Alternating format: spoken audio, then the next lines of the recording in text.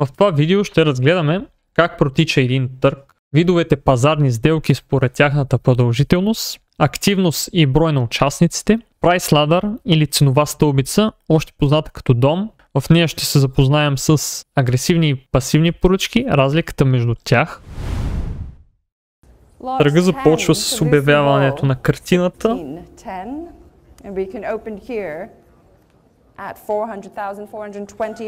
И започва наддаването. 480 хиляди, виждаме. 500 хиляди. 550 хиляди. Искам да забележите колко бързо в началото имаме наддаване. Ето ги наддаванията.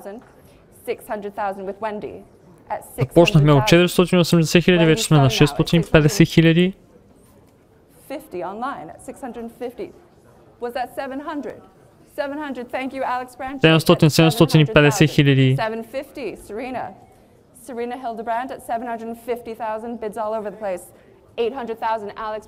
850.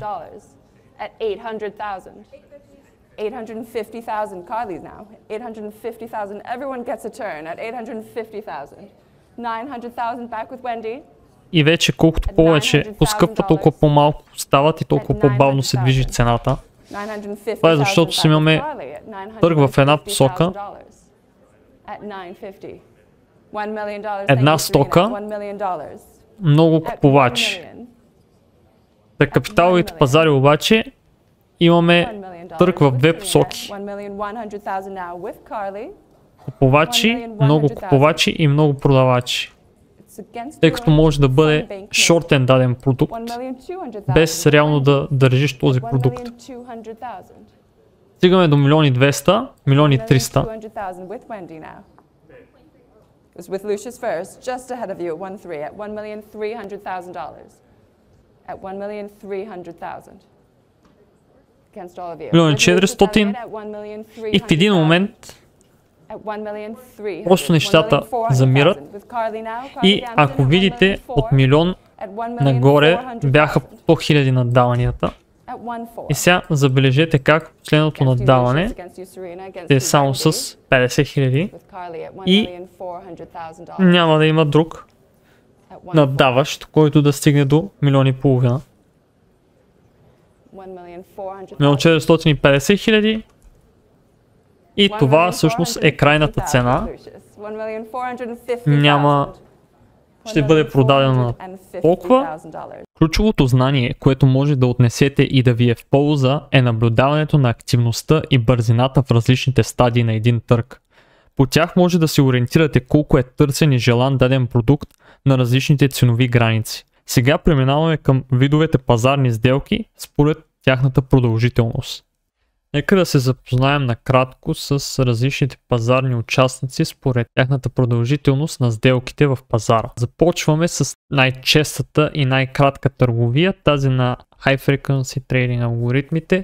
Много честова търговия представлява компютърно изпълнени алгоритми, настроени да купуват и продават позиции в рамките на наносекунди. Тяхният edge е бързината. Инфраструктурата е направена така, че да могат да са максимално близко до сървърите на съответния брокер. Това, което ние виждаме на екраните, то вече е остаряла информация, тъй като при нас пристига с милисекунди закъснение. Алгоритмите вече са изтъргували няколко пъти цената, която ние всъщност виждаме с закъснение. Следващите пазарни участници, те вече са хора. Скалпинг, скалпари. Скалповете са бързи сделки пак, но те са значително по-дълги от наносекунди. Представляват няколко секунди до няколко минути. Като обикновено трейдера използва набраната инерция в пазара, за да прибере няколко пункта от него. Той не стои твърде дълго в пазара. И много скоро разбира дали от печелившата страна или бързо гледа да затвори сделката, ако пазара не се движи в неговата посока. Следващите участници са дейтрейдерите. Позициите са по-дълги от скалпинга, като има и изключения. Понякога се случва сделката да протече доста бързо, особено ако трейдер е влезнал на благоприятна сума и пазара веднага реши да продължи в неговата посока. Обикновено се търсят по-големи движения, трябва да седи по-дълго в сделката и понякога е нужно дори 10, 15, 20, 30 минути и часове, в зависимост от това колко е волатилен самия пазар в този момент. В този период от 0 часа до 1 часа няма търговия и дейтрейдъра трябва предварително да си е затворил позициите. При свинг трейдинга има кратки свингове, има по-дълги свингове. Лично аз тълкувам всичко, което е над един ден като свинг трейд, иначе би спаднал в категорията на дейтрейд. При този вид търговия е значително по-продължителен от предходните. Сделките може да продължават от няколко дни до няколко месеца. Най-дългият период на финансова сделка е инвестирането. Инвеститор обикновено това означава да държиш много години, дори и десетилетия, като ти мислиш, че това е успешен бизнес, който ще продължи да генерира доходи с години. Важното в случая е да запомним, че пазарът има множество участници, като всеки от тях има свой времеви диапазон за протичане на сделката. Кратковременните сделки имат най-малко отражение върху пазара на стойност на продукта. Институционалните участници, инвеститорите с голям капитал единствено могат да местят най-ликвидните пазари в дадена посока осезаемо, тъй като само те разполагат с нужния капитал. Затова е важно да придобием усет кога и на какви стойности те биха имали интерес към продукта, който ние търгуваме, за да избегнем отварянето на противоположни сделки и да се превърнем в част от ликвидността, която им е нужна, когато те са активни в пазара. В момента гледаме запис на Micro и Mini S&P 500 фьючерси 3 април 2024. Забележете, в ляво имаме числа, в дясно имаме числа. Това са чакащи поръчки, които са пасивни ордери, така наречената ликвидност. Ще дам за пауза за малко. Цената е 5273,4. Имаме чакащо наддаване на 5273 и имаме 70 чакащи да продадат на 73,25. И в този случай може да видим в дясно сделките, които са се осъществили на съответните нива. И виждаме тук се получава една дистрибуция. Най-много сделки виждаме, че са в този диапазон. Тук пазара се опитва да пробие нагоре и се връщаме, както виждате, и тук, където пазара е осъществил най-много сделки. Искам да нарисувам едно нещо, да кажем, че има една акция, която в момента се търгува за 100. Надолу има 99 долара, 98, 97 и така надолу 96. Нагоре има 101, 102, 103, 104. Това са долари, да кажем. Така, сток, компания А. И сега, какво става? В момента сме на 100 долара.